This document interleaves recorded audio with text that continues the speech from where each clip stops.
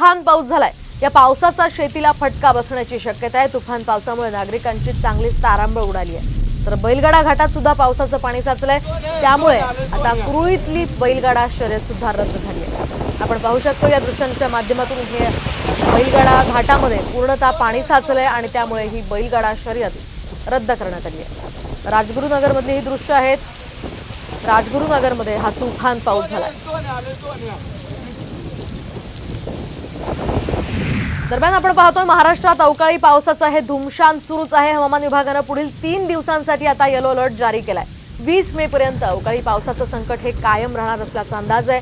तर आज सुद्धा महाराष्ट्रातल्या काही ठिकाणी जोरदार पावसासह वादळी वाऱ्याची शक्यता आहे। तर मुंबई, ठाणे, पालघरमध्ये तुरळक पावसाची शक्यता आहे। काही ठिकाणी रिमझिम पाऊस बरसेल असा अंदाज आहे। मात्र दिवसभर उकाडा जाणवण्याची शक्यता सुद्धा IMDनं वर्तवली आहे। त्यामुळे उकाड्यानं हैराण झालेल्या नागरिकांना काहीसा दिलासा जरी मिळत असला तरी मुंबईमध्ये मात्र उकाड्यानं नागरिक हैराण होणार आहेत।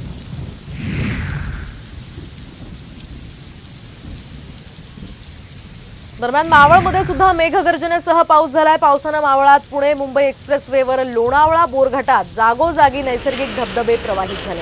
त्यामुळे अगदी द्रुतगती मार्गावरून प्रवास करताना एक वेगळा आनंद वाहन चालक घेत आहेत। दरम्यान मावळमध्ये काही गावांमध्ये तुरळक गारा सुद्धा पडल्या।